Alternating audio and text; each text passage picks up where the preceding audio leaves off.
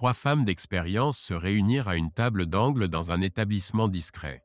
Sarah, Lisa et Ashley, toutes employées chez Taney Logistics, profitaient d'une pause déjeuner prolongée accordée par leur patron, Mark Waters.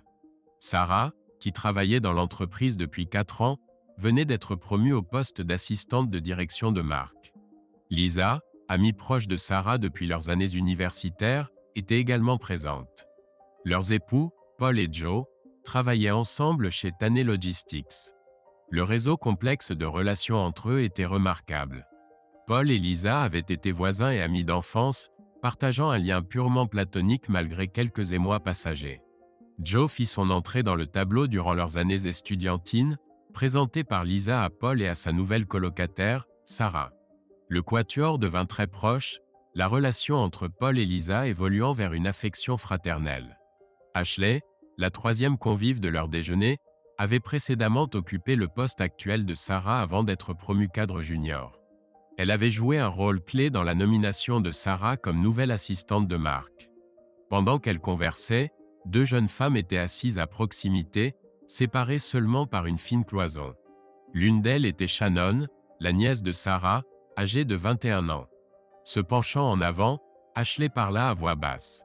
« Sarah, cette opportunité pourrait avoir un impact significatif sur ta carrière chez Taney. Peut-être qu'une soirée, s'étendant même jusqu'au petit matin, dit-elle avec un rire entendu, et ton avenir serait assuré. » Sarah hésita. « Même si j'étais intéressée, comment pourrais-je le cacher à Paul ? » « Voici le hic, » répondit Ashley. « Mark ne veut pas que ce soit gardé secret de Paul. » Lisa intervint, l'air incrédule. « Sarah, penses-tu vraiment que Paul approuverait que tu aies une liaison avec ton patron ?» Shannon dressa l'oreille en entendant ces noms. Ashley poursuivit, imperturbable. « Il pourrait ne pas être ravi au début, mais il finira par s'y faire. Brian, John et Marlon ont tous joué leur rôle. Lisa, tu devrais y réfléchir aussi. Ton nom a été mentionné dans les conversations. » Pendant ce temps, Shannon activa discrètement la fonction d'enregistrement vidéo sur son téléphone, le positionnant pour capturer la discussion des femmes. Parlant doucement, Sarah mentionna « Il est en fait assez charmant. » Lisa resta silencieuse, son expression impossible à déchiffrer. Ashley continua d'un ton détaché « Pour être honnête, il n'est pas exceptionnel au lit. Rien de spécial, mais les circonstances rendront l'expérience excitante. » Finalement, Lisa prit la parole, disant « Je ne suis pas convaincue, Ashley. Paul est raisonnable, mais je doute qu'il accepterait cela, » dit Sarah d'une voix hésitante. « Bien sûr qu'il n'accepterait pas s'il avait le choix, » répondit Ashley d'un ton assuré. « Sarah, voici ce que tu devrais faire. Ce soir-là, expose-lui la situation. Nous nous assurerons qu'il ne puisse pas partir en sécurisant ses clés de voiture. Le lendemain à midi, retourne le voir, réaffirmant ton engagement par une étreinte passionnée. » Se tournant vers Lisa, elle ajouta « Tu devrais également considérer ceci. Le vendredi serait dédié à Sarah, le samedi à toi, et dimanche midi, tout reviendrait à la normale. » Lisa choisit de garder le silence, réalisant qu'un tel accord pourrait bouleverser leur vie à jamais. Sarah exprima son incertitude, incitant Ashley à expliquer la logistique et les avantages potentiels, y compris comment cela affecterait leur projet de fonder une famille. Lisa finit par exprimer ses inquiétudes quant à d'éventuelles confrontations physiques. Ashley balaya ses préoccupations d'un revers de main, soulignant la présence imposante de Mark comparée à celle de Paul. Sarah acquiesça, sa détermination semblant se renforcer au fil de la conversation. Le lien entre Paul et Lisa était profond, forgé durant leur enfance. Bien qu'ils n'aient jamais été romantiquement impliqués, leur relation était aussi proche que celle de frères et sœurs. À l'insu de Sarah, Lisa avait été témoin des puissants instincts protecteurs de Paul à 2 reprises. Le premier incident eut lieu dans leur repère boisé de jeunesse.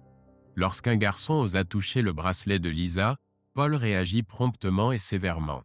Il plaqua et malmena l'offenseur avant que quiconque ne puisse intervenir. Seule la menace de l'arrivée des forces de l'ordre dispersa les spectateurs choqués. Des années plus tard, lors d'une soirée post-bal, les instincts de Paul furent à nouveau mis à l'épreuve. Trouvant Lisa dans une situation compromettante, il l'extirpa rapidement du danger potentiel. Tommy, le petit ami de Lisa, une grande figure d'une école rivale, s'opposa à l'intervention de Paul. La confrontation qui s'ensuivit fut tendue. Tommy, confiant et cherchant l'attention, ne remarqua pas la colère silencieuse qui grandissait chez son adversaire. Alors que les spectateurs plaçaient leurs paris, Paul resta ferme, sa concentration aiguisée. Lorsque Tommy passa à l'action, Paul était prêt. S'inspirant des enseignements de son père, il délivra une série de coups précis qui laissèrent le plus grand des deux chancelants. La brève et brutale rencontre se conclut avec Tommy battu et Paul donnant un ultimatum glaçant à ses amis stupéfaits. Dans ces moments-là, Paul fit preuve d'une capacité de violence maîtrisée qui contredisait son comportement habituellement doux.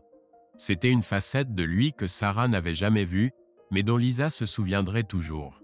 L'une d'entre elles finit par retrouver son sang-froid et intervint, déclarant « Ça suffit. Emmenez votre ami écervelé et partez avant que nous n'alertions les autorités. » Paul rétorqua « Allez-y, appelez la police, imbécile. Je m'assurerai qu'il soit informé des desseins malveillants que vous et vos amis aviez envers Lisa. » Quelques individus nourrissant de l'animosité envers Tommy suggérèrent d'immortaliser la scène et de l'envoyer à Paul. Joe observa Paul et ses compagnons aider Lisa à rejoindre leur véhicule avant de s'éclipser. Bien que presque inconsciente durant l'altercation, Lisa visionna plus tard la vidéo et fut stupéfaite par le comportement de Paul, à la fois composé et empreint de violence. Le fait qu'il ait agi ainsi pour elle renforça son attachement, bien que platonique. Lisa, se remémorant cet épisode et ce qu'elle avait vu sur la vidéo, pressentait une issue funeste. Paul ne céderait pas, il pourrait être malmené, mais ne renoncerait pas sans livrer bataille. Sarah, c'est une idée périlleuse, Paul n'y consentira pas. Ne sois pas si pessimiste. Ashley rassura, tout se déroulera à merveille. Dès votre arrivée, subtilise les clés de voiture pour l'empêcher de quitter le resort. Témoigne-lui ton amour, mais abstiens-toi de toute intimité pendant une semaine. Évoque des projets à long terme tout au long de la semaine, comme un voyage dans 2 mois, et mentionne fréquemment le désir de fonder une famille prochainement. Ainsi, lorsque vous vous retrouverez le lendemain, tu lui rappelleras tous vos projets d'avenir. Assure-toi simplement de partager un moment d'intimité samedi soir. Flatte son ego en lui confiant que Mark n'était pas à sa hauteur et que Paul est bien supérieur. Je t'assure, son tempérament posé en fera probablement un non-événement. Il pourrait même l'apprécier.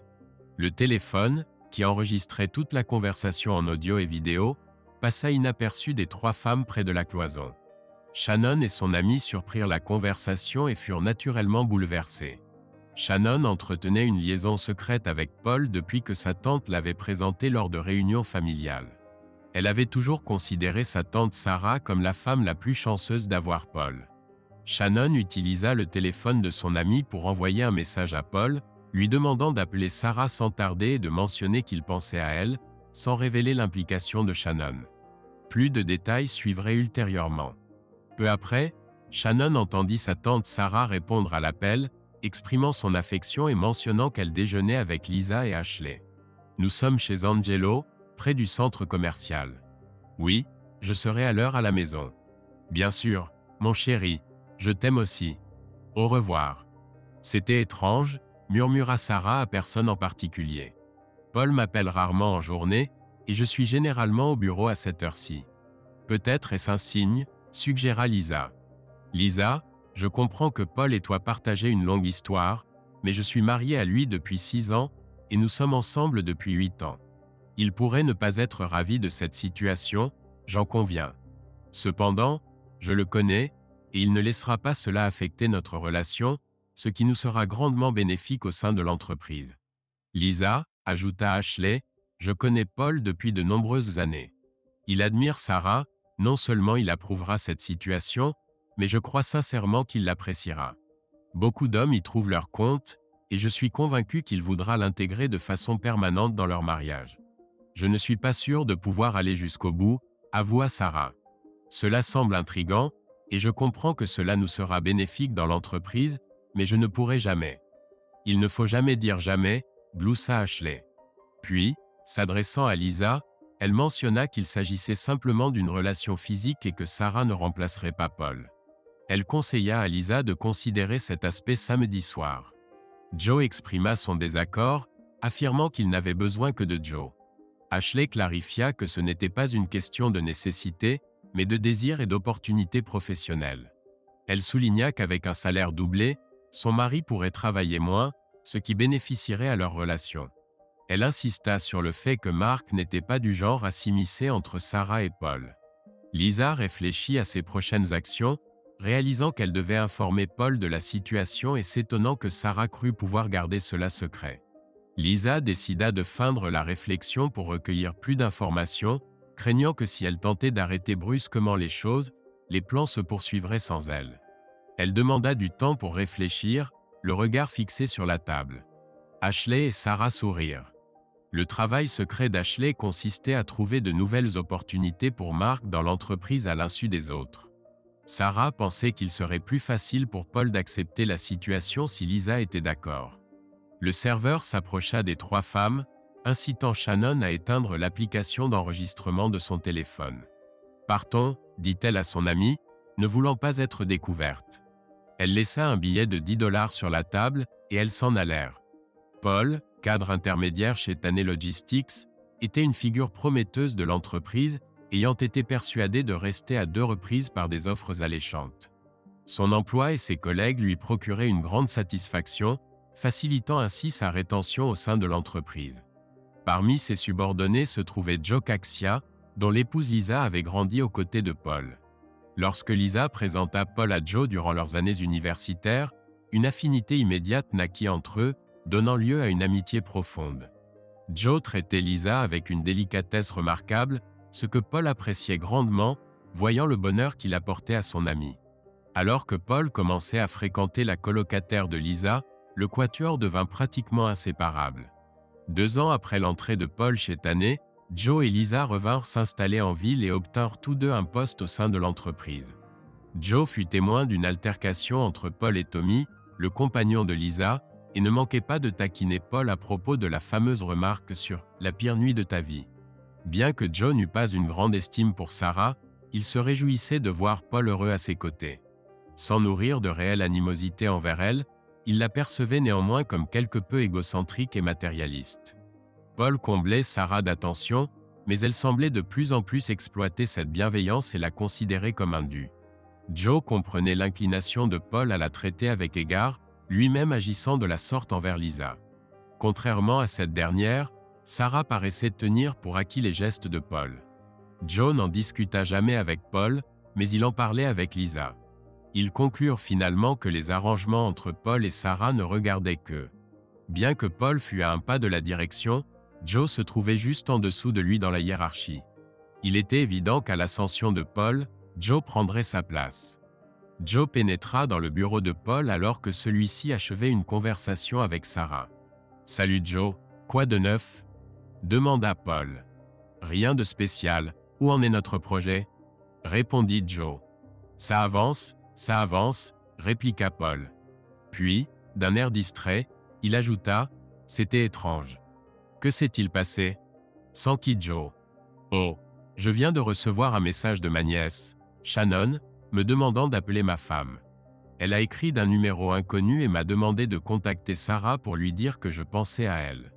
En quoi est-ce étrange ? Eh bien, d'abord, c'était un numéro inconnu. Pourquoi pas de son propre téléphone ? Ensuite, il est 14 heures et Sarah est encore en train de déjeuner avec Ashley et ta femme. Joe haussa les épaules. Je vérifierai auprès de Lisa quand je la verrai après le travail. Shannon confirma qu'elle rappellerait plus tard pour donner des informations, demandant de ne pas en parler à Lisa à moins qu'elle n'aborde le sujet. Il y avait un élément insolite dans la conversation. Shannon mentionna qu'elle pensait aussi à lui. Elle évoqua un déjeuner avec 2 autres personnes, exprimant son affection avant de mettre fin à l'appel juste avant l'arrivée de Joe. La partie la plus singulière était la requête de Shannon de vous appeler. J'en apprendrai probablement davantage plus tard.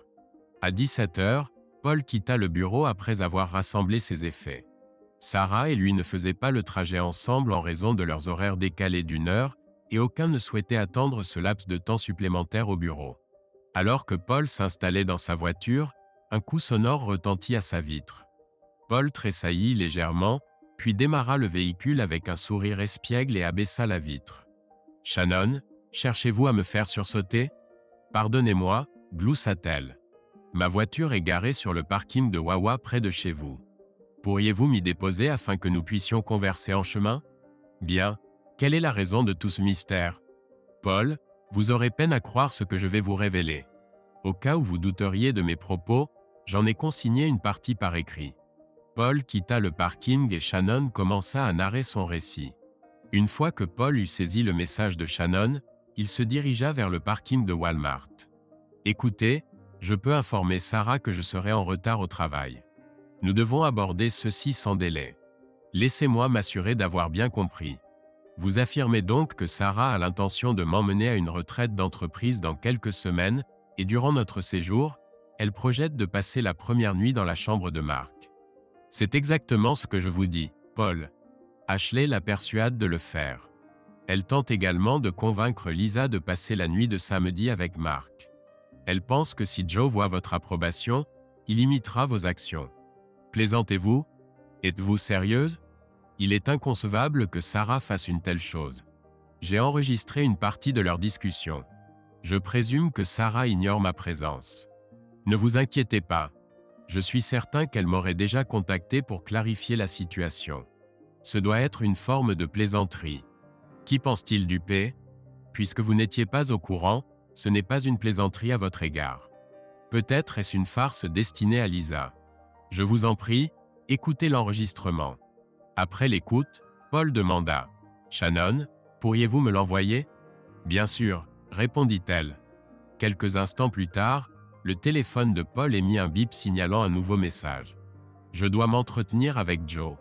Pouvez-vous garder cela confidentiel pour le moment? Je suis indécis quant à la marche à suivre. J'espère qu'il s'agit d'une sorte de plaisanterie. Que comptez-vous faire? Je comprends vos paroles, mais qu'adviendra-t-il si elle met réellement son projet à exécution? Vous. Nous finirons par divorcer. Elle doit réaliser que je ne tolérerai pas cela. Ashley l'a presque convaincu que vous l'accepteriez. Je peux vous assurer que ce ne sera pas le cas. J'ai toujours considéré Mark comme déplaisant, mais je n'avais pas anticipé cela. Je me demande combien d'autres couples il a manipulé de la sorte. Paul contemplait le pare-brise, méditant à voix haute. Ashley a mentionné que John, Marlon et Brian étaient au courant. Oh non. Paul, quoi que tu aies besoin. Il se peut que j'ai besoin d'un transport depuis les Poconos vendredi soir. Aucun problème. Dépose-moi à ma voiture et réfléchis à tes projets. J'hésite entre l'affronter maintenant ou attendre de voir si elle passe à l'acte. S'il y a quoi que ce soit que je puisse faire pour t'aider, fais-le-moi savoir. Si elle le fait, je doute que je communique beaucoup avec elle, si tant est que je le fasse. Je crois qu'en cas de divorce, tu me gagneras aussi. Cette déclaration fut accompagnée d'un large sourire que Paul ne manqua pas de remarquer. En effet, nous le ferons. J'espère que tout ceci n'est qu'un grand malentendu. Shannon termina le trajet jusqu'à la voiture en silence, chacun perdu dans ses pensées. Après avoir déposé Shannon, Paul aperçut Joe entrant dans sa maison. Il déposa sa mallette et se dirigea vers la salle familiale dans l'arrière-cour. Lisa était assise, les mains sur son ventre, le regard fixé au plafond. « Bonjour Lisa, tout va bien? »« Non, Joe, ça ne va pas. Nous sommes confrontés à un problème, et je ne sais pas quoi faire. Veux-tu en parler? Oui. Pouvons-nous aller dans le jardin et allumer un feu dans le foyer? Bien sûr. Laisse-moi me changer, je serai prêt dans 1 minute. Veux-tu boire quelque chose? Oui, je pourrais boire 5 Long Island ICE Teas, mais je me contenterai d'une bière. D'accord, rit Joe. Va mettre du carton et du petit bois dans le foyer, je te rejoins bientôt. 20 minutes plus tard, ils étaient rassemblés autour d'un petit feu, et Lisa raconta à Joe ce qui s'était passé au restaurant. Joe, tu dois comprendre que je n'envisagerai jamais de faire une chose pareille. Si elle continue ce comportement, je ne pourrai plus rester ami avec elle. C'est une situation délicate. Veux-tu entendre quelque chose d'étrange? Paul a reçu un message de Shannon cet après-midi, lui demandant d'appeler Sarah pour lui dire qu'il pensait à elle. Oh mon Dieu, oui, elle parlait à Paul pendant que nous étions à table. Comment Shannon savait-elle de lui demander de l'appeler? Je n'en ai aucune idée. Elle a mentionné qu'elle l'informerait plus tard. Oh mon Dieu, cela ne restera pas secret. Même si Paul accepte, non seulement l'entreprise sera au courant. Lisa, il n'y a absolument aucune chance que Paul accepte cela. Je t'informe maintenant, si elle franchit cette ligne, il mettra fin à leur mariage. Je ne sais pas quoi faire. Si je la confronte directement pour qu'elle arrête, elle pourrait encore le faire en secret.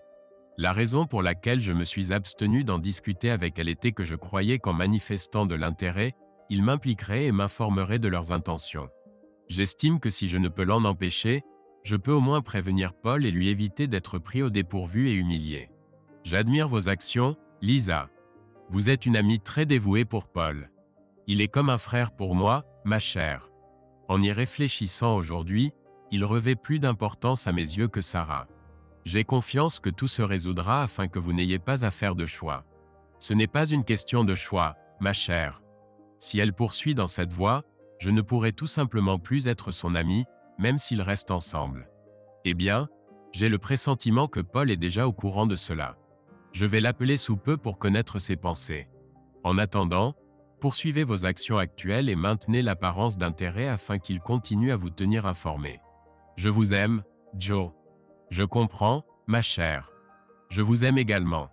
En pénétrant dans la demeure des Nelson, Paul franchit le seuil et fut enveloppé par les effluves de steak grillé s'échappant des fenêtres ouvertes donnant sur l'arrière-cour.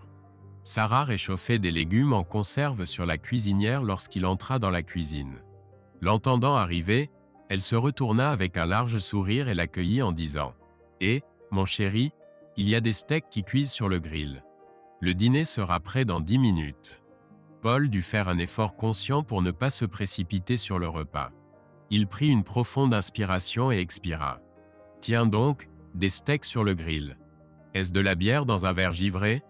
Allons, as-tu préparé quelque chose ou as-tu besoin d'aide » dit Paul avec un sourire. « Non, je fais juste quelque chose de spécial pour mon homme, » répondit Sarah. Ils dînèrent sur la terrasse sous un parasol et eurent de petites conversations sur leur journée, mais ils n'abordèrent pas le sujet d'Ashley. Paul cherchait encore comment gérer la situation. Plus tard dans la soirée, Sarah sembla tenter de séduire Paul. Paul fut surpris par ce changement soudain. Sarah mentionna qu'elle avait pensé à lui depuis qu'il l'avait appelé ce jour-là et exprima son amour pour lui.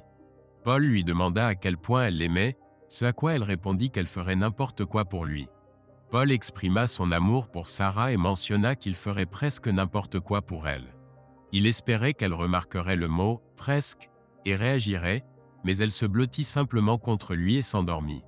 Le lendemain matin au travail, Joe entra dans le bureau de Paul et le salua. « J'ai eu une conversation des plus intéressantes avec Lisa hier soir. »« Bonjour, Joe. Je m'en doutais. Est-ce vous qui avez abordé le sujet ou était-ce elle ? Elle l'a évoqué d'elle-même, et je brûlais d'impatience de vous en parler. Elle est fort préoccupée par cette situation. » Paul prit une profonde inspiration. « Eh bien, je vous écoute. » Joe relata la conversation, y compris la partie où Lisa ne pouvait plus être l'amie de Sarah. « Elle vous considère comme une personne de grande valeur, Paul. S'il s'agissait de quelqu'un d'autre, je serais inquiet, » dit Joe avec un sourire. « Je ressens la même chose pour Lisa. J'apprécie grandement votre soutien. Lisa feindra également l'intérêt, afin qu'ils la tiennent informée. J'ignore combien de temps elle pourra maintenir cette façade. Cela la tourmente vraiment. Je pense qu'elle a l'impression de nous trahir tous les deux, » rit Joe. « Écoutez, au final, c'est une affaire entre Sarah et moi. J'apprécie l'aide et le soutien, mais si cela devient délicat, je peux m'en occuper seul. Tout va bien, mon ami. Souhaitez-vous déjeuner ensemble ? Devrions-nous en reparler ? Certainement. Que diriez-vous de ce petit restaurant sur Main Street ? C'est moi qui invite. Cela me semble parfait. À plus tard. » Joe quitta alors le bureau et retourna dans son modeste cabinet pour se mettre au travail. Sarah était assise à son bureau en face du bureau de Mark. Ce dernier utilisa l'interphone pour l'appeler et lui demander une tasse de café. Quelques instants plus tard, elle entra dans son bureau et il lui fit signe de s'asseoir. Tandis qu'elle déposait le café sur son bureau pendant qu'il était au téléphone, elle observa son patron. Mark, qui mesurait environ 1,93 mètres et pesait dans les 113 kilos, avait pris du poids depuis que Sarah l'avait rencontré des années auparavant, mais restait en bonne forme. Il était le fils du propriétaire, Tim Waters, qui possédait Tanner Logistics. Mark, un homme séduisant aux cheveux et aux yeux sombres, était connu pour avoir été joueur de football professionnel. Sarah le considérait comme une personne bienveillante qui semblait toujours attentionnée. Elle savait qu'Ashley avait obtenu sa promotion grâce à Mark, et elle était également consciente que d'autres employés avaient bénéficié de son influence et de sa générosité. Depuis qu'elle était devenue son assistante personnelle quelques mois auparavant, ils s'étaient beaucoup rapprochés. Mark, qui n'était pas marié, semblait avoir une succession de compagnes. Il amenait une nouvelle femme à chaque événement de l'entreprise. Au cours d'une de leurs conversations, Mark avait confié à Sarah qu'il ne s'imaginait pas se marier, ni avoir d'enfants ou être lié. Il considérait les relations intimes comme une occurrence quotidienne et n'avait aucun désir de s'engager envers une seule femme. Mark évoqua sa curiosité envers différentes femmes, perdant généralement intérêt après une ou deux rencontres intimes, le poussant à passer à autre chose. Récemment, il poursuivait Sarah avec persistance, exprimant sa fascination pour elle et suggérant qu'une fois leur curiosité mutuelle assouvie, ils pourraient aller de l'avant. Jusqu'à ce qu'ils parviennent à ses fins, il demeurait obnubilé par elle. Il l'assura qu'une fois leur liaison consommée, il veillerait sur elle comme il le faisait pour Ashley et Paul. Bien qu'elle et Paul fussent à l'aise financièrement, il aurait été merveilleux que le futur propriétaire de l'entreprise prenne soin d'elle et de son époux. Elle était consciente du désir de Mark de partager son intimité, mais elle répugnait à trahir Paul. Décrire Paul comme son tout serait un euphémisme. Elle le chérissait et l'aimait de tout son être. Ashley insinuait maintenant que Paul était essentiellement de nature soumise et pourrait même trouver du plaisir à voir Sarah avec un autre homme. Elle se sentait déconcertée, ne voulant en aucun cas blesser Paul. Elle comprenait que prétendre n'avoir jamais eu d'attirance pour quelqu'un d'autre que son conjoint était fallacieux. Les gens restent fidèles dans le mariage en raison des conséquences potentielles, non par manque d'attrait. Paul avait effectivement un tempérament quelque peu docile. Il lui offrait tout ce qu'elle désirait et cédait toujours dans les affaires quotidiennes. Il s'abstenait de la contredire et ne manifestait jamais de colère envers elle. En fait, il évitait les conflits avec quiconque.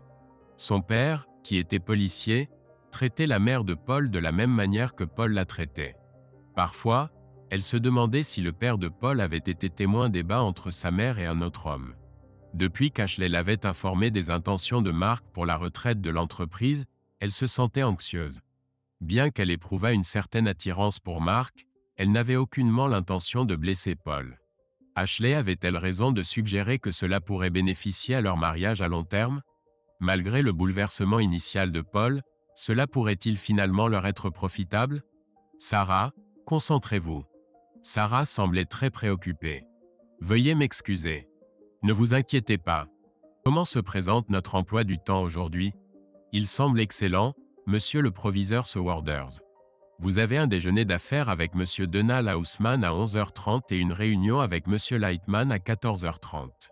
En dehors de cela, c'est une journée tranquille, monsieur. Sarah, lorsque nous sommes au bureau, appelez-moi simplement Mark. Il se leva et jeta un coup d'œil par la fenêtre. Avez-vous songé à votre départ?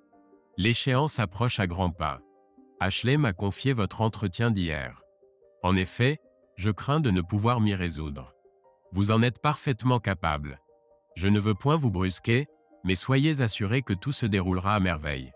J'y ai longuement médité, mais j'appréhende la réaction de mon époux. Sarah, échangez donc avec d'autres femmes. Elles vous feront part de leur vécu. Toutes ont connu l'anxiété face à cette épreuve. Pourtant, l'issue fut des plus heureuses, tant pour elles que pour leurs conjoints.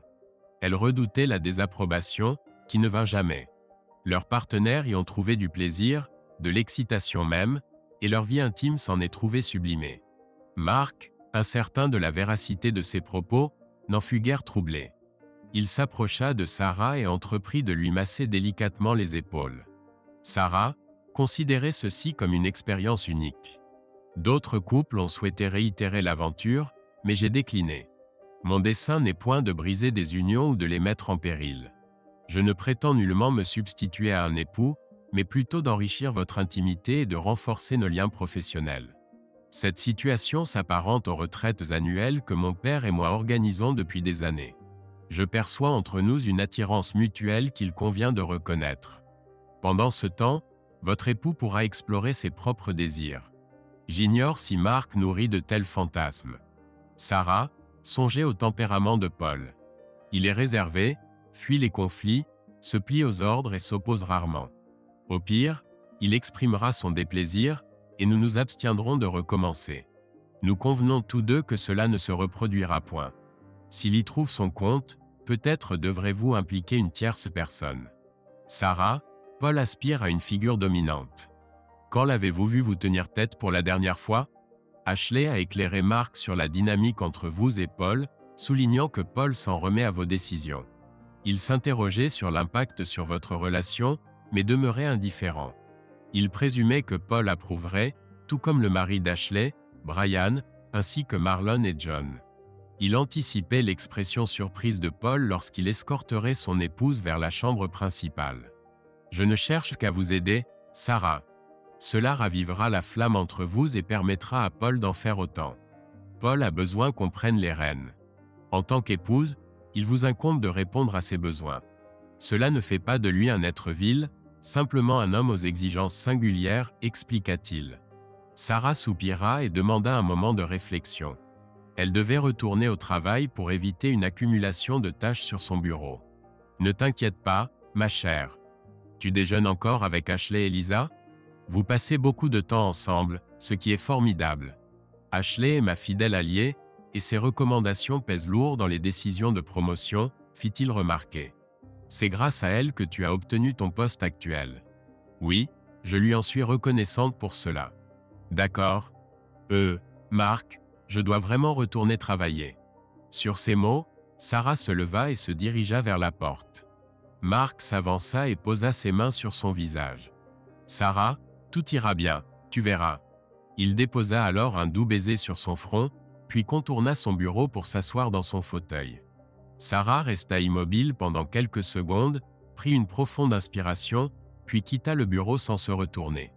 Mark, assis dans son fauteuil, contemplait avec un sourire la silhouette gracieuse de la jeune femme s'éloignant. Il l'avait longtemps courtisée avec persistance et se réjouissait d'être sur le point d'atteindre son but. Ashley l'avait informé que Sarah était presque convaincue. Pour l'instant, bien que Mark ne connaisse pas personnellement l'époux de Sarah, il était au courant de son existence. Ce dernier n'évoluait pas dans le même secteur que Mark, qui n'était donc pas son supérieur direct. Cependant, le père de Mark étant propriétaire de Tanner Logistics, il était en réalité le patron suprême. Paul, de stature modeste et ne pesant guère plus de 77 kilos, passait inaperçu, ce qui en faisait une cible idéale pour Sarah. À l'instar des autres maris que Mark avait visés, Paul était discret et docile. Mark estimait que sa carrure imposante et l'empire familial intimideraient Paul. Il pressentait que Paul pourrait être le premier à céder. Marlon n'en était pas loin. Mark n'avait nullement l'intention de tourmenter davantage Paul après cette nuit-là. Il prévoyait de passer une seule nuit avec l'épouse de Paul pour affirmer sa domination, mais si la liaison perdurait, il la maintiendrait dans la plus grande discrétion. Dans l'éventualité improbable où Paul chercherait la confrontation, Mark l'humilierait suffisamment pour le réduire au silence. Mark envisageait de prendre les rênes lorsque son père prendrait sa retraite ou disparaîtrait, et il s'attendait à ce que ses hommes le reconnaissent et le respectent comme le mâle alpha d'ici là. À l'heure du déjeuner, Paul et Joe étaient attablés dans un petit restaurant, à une table située dans un coin. Ils avaient choisi un emplacement leur permettant d'avoir une vue sur la porte d'entrée et la rue à travers la vitre. Joe entama la conversation en demandant « Qu'en penses-tu » Paul répondit « À mon avis, j'ai deux options. » Il expliqua « La première option est d'attendre et de voir si elle va jusqu'au bout. Si elle le fait, alors je divorcerai. La seconde option est de la confronter et d'essayer d'empêcher le divorce. Peut-être pourrais-tu y faire subtilement allusion. Tu pourrais suggérer de regarder un film où l'épouse trompe son mari avec son patron et où le mari se lance dans une vendetta sanglante. Tu sais, un film familial comme John Wick. » Paul laissa échapper un rire, appréciant l'effort de son ami pour détendre l'atmosphère. Il ajouta « Je pense qu'une approche de ce genre pourrait être judicieuse. » Lorsqu'on lui demanda s'il souhaitait divorcer à cet instant, Paul répondit « Non. » Joe s'enquit « Quel serait le point de rupture ?» Paul hésita puis dit « Je ne suis pas certain. Si elle prévoit de le faire vendredi mais ne passe pas à l'acte, la quitteras-tu quand même ?» Paul fit une pause, prit une profonde inspiration et déclara « Écoute, mon ami, je l'aime. Je ne veux pas la perdre, mais je ne peux pas poursuivre cette relation si elle se comporte ainsi. Le point de non-retour pour moi serait qu'elle franchisse le seuil de la chambre de cet homme vendredi soir. Si nous parvenons à lui faire prendre conscience de ce qu'elle risque de perdre et à l'en empêcher, resteras-tu avec elle? Paul prit un moment pour réfléchir avant de répondre. Oui, mais il faut que ce soit sa propre prise de conscience. Si je la confronte directement et l'accuse, elle pourrait continuer ce comportement en secret. La confiance est essentielle pour que je puisse maintenir cette relation. Compris, Paul. Je ne suis peut-être pas entièrement d'accord avec cette approche, mais je l'accepte. Personnellement, j'aurais réagi de manière plus véhémente. Il faut qu'elle s'abstienne de ce comportement pour les bonnes raisons. Je ne veux pas la perdre, Joe, mais je ne veux pas non plus maintenir la relation si ce n'est qu'une solution temporaire. Élaborons un plan. Pendant ce temps, dans un petit restaurant de l'autre côté de la ville, Ashley, Sarah et Lisa étaient attablées. Elles passèrent leurs commandes, et une fois la serveuse partie, Ashley entama la conversation. Dans moins de 2 semaines, tu vivras la nuit la plus exaltante de ta vie. Était-ce vraiment la nuit la plus exaltante de ta vie? Demanda Lisa. Sans aucun doute, cela a marqué un tournant décisif dans mon mariage. Notre intimité est devenue remarquable. Lisa persistait à aiguillonner Ashley, qui demeurait inconsciente de la situation. Donc, la nuit la plus exaltante de ta vie consistait à humilier ton mari. Cela peut paraître négatif, mais Brian a fini par surmonter cela. Comment penses-tu que Brian a vécu cet épisode? Sarah restait silencieuse. Écoute, intervint Ashley. Je comprends ton point de vue. C'était nécessaire. Si j'avais consulté Brian au préalable, il aurait probablement refusé. Il a fallu le lui imposer pour qu'il réalise que cela nous serait bénéfique. C'est comparable à l'introduction d'un mets nouveau à un enfant. Ils peuvent prétendre le détester, mais en le goûtant, ils découvrent son charme. Brian était-il embarrassé? Eh bien, il était quelque peu mal à l'aise. Alors, qu'est-ce qui a fait de cette soirée la plus exaltante de votre vie? L'inconfort de votre mari? Combien de personnes vous ont vu partir avec votre patron pendant que votre époux restait là?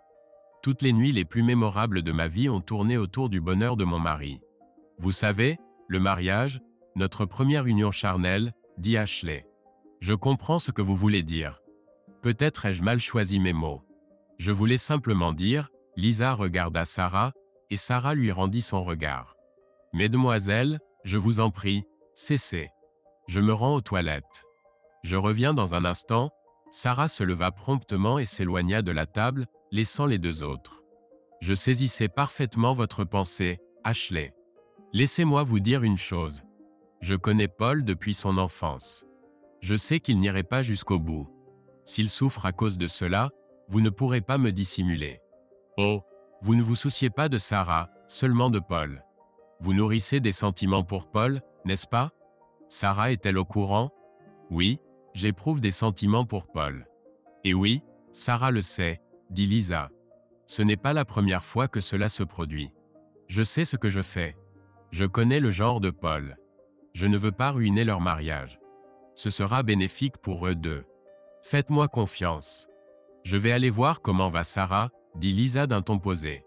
Sur ces mots, Lisa se leva et quitta la table, prenant son sac à main en se dirigeant vers les toilettes. En entrant dans la salle de bain, elle entendit Sarah sangloter dans l'une des cabines. Lisa l'appela doucement, demandant à Sarah si elle allait bien et exprimant son inquiétude que Sarah puisse la considérer comme la plus grande sotte du monde. Sarah répondit en disant que le plus grand idiot du monde attendait Lisa au travail pour lui faire du café. Lisa acquiesça et mentionna qu'elle avait l'impression d'être en seconde position.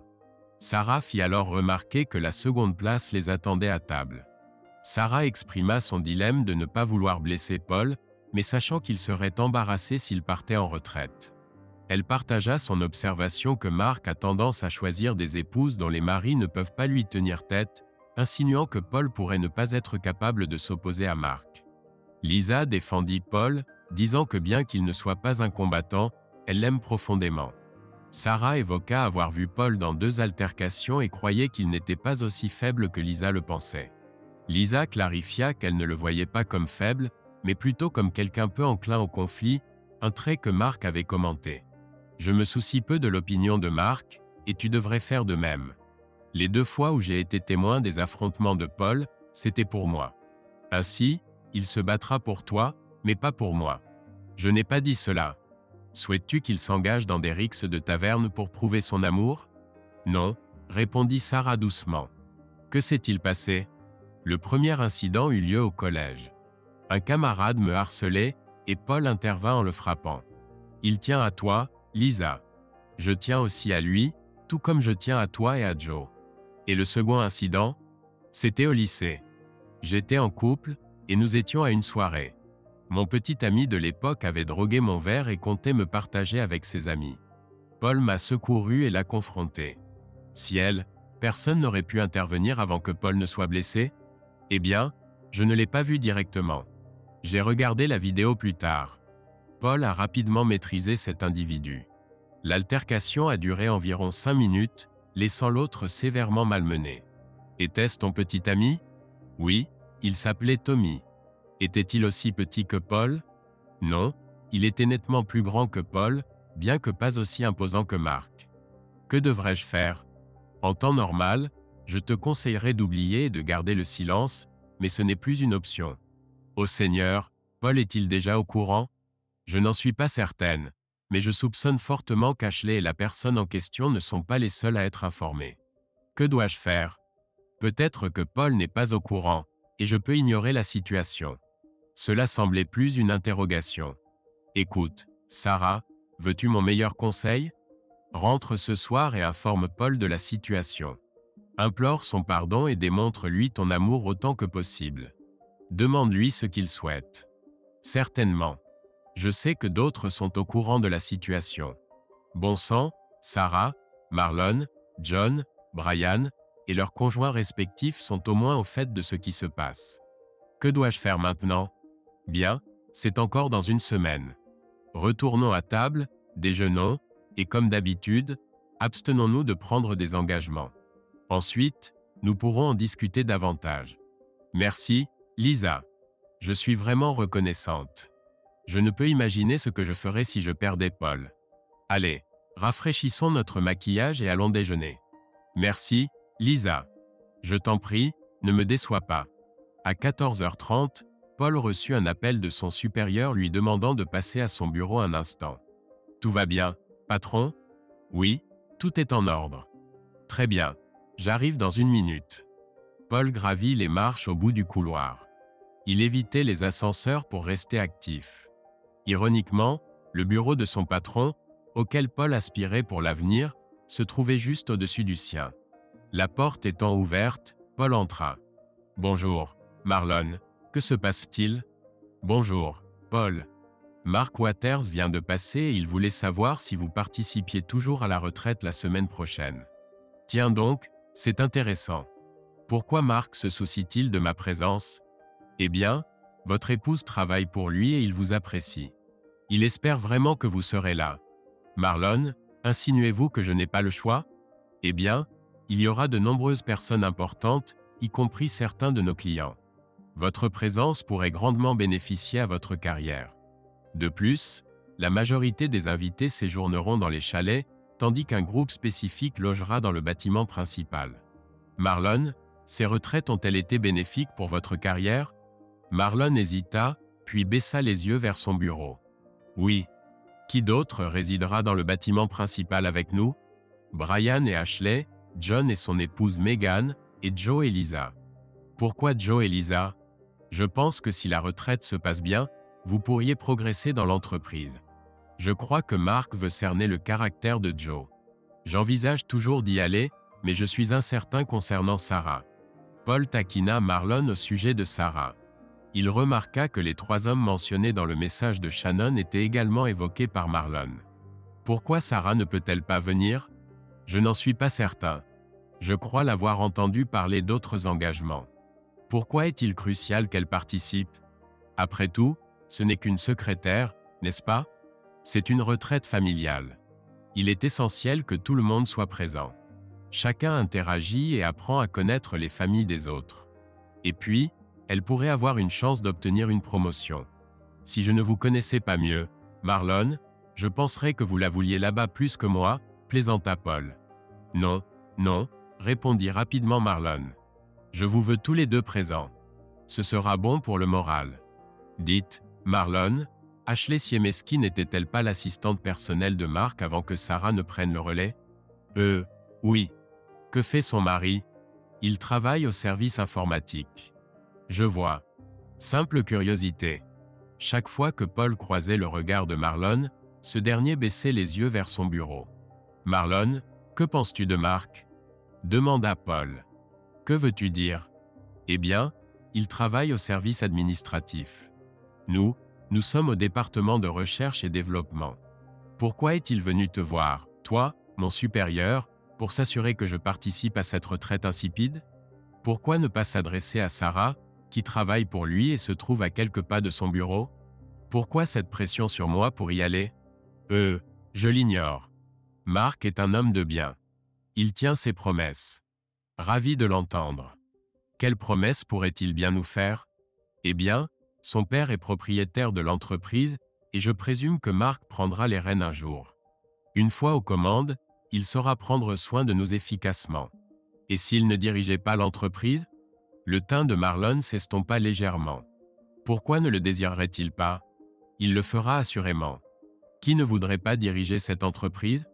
Parfois, Marlon, ce n'est pas une question de désir, mais de nécessité. Réfléchis si tu penses que Waters est capable de mener cette entreprise, puis demande-toi si le vieux Waters en est conscient. Mais Mark est son fils. Mark est considéré comme un homme sans succès. Paul commença à sentir la colère monter en lui. Si nous sommes tous conscients de son manque de réussite, j'imagine que le vieux l'est aussi. Prends garde à ne pas t'en prendre à la mauvaise personne, Marlon. Marlon resta silencieux, créant un moment de malaise. Alors, tu participes à cette retraite? Tu sais quoi? Je ne la manquerai pour rien au monde. J'y serai. Très bien, parfait. C'est tout ce que j'avais à dire. D'accord, patron. Nous en reparlerons plus tard. Paul accentua le mot « patron » avec sarcasme. En quittant le bureau, il était certain que Mark avait fait à Marlon ce qu'il avait voulu lui faire à lui. La situation exerçait une pression considérable sur Paul. Il aimait sa femme de tout son cœur, mais il choisissait ses mots avec précaution lorsqu'il exprimait sa volonté de faire presque n'importe quoi pour elle. Lui permettre d'avoir un amant n'était pas envisageable. Paul savait que s'il elle poursuivait dans cette voie, il ne pourrait pas continuer leur relation. Il n'était pas prêt à la partager. Il croyait aussi que la décision de ne pas poursuivre cette idée devait venir d'elle. Ce devait être son choix. S'il la confrontait et la forçait à abandonner l'idée, il douterait toujours qu'elle le fasse en secret. Juste avant de quitter le travail ce jour-là, Paul reçut un message de Lisa disant « Je crois que Sarah a eu une révélation ». Fin de la première partie. N'oubliez pas de cliquer sur le bouton « Cloche » pour ne pas manquer la dernière partie de l'histoire. Merci.